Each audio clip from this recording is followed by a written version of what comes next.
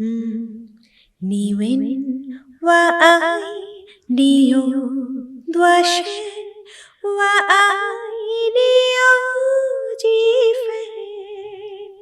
我的情一真，我的爱一真，为了代表我的心，轻轻的口吻已经打动我的心，深深的一吞进，叫我思念到如今。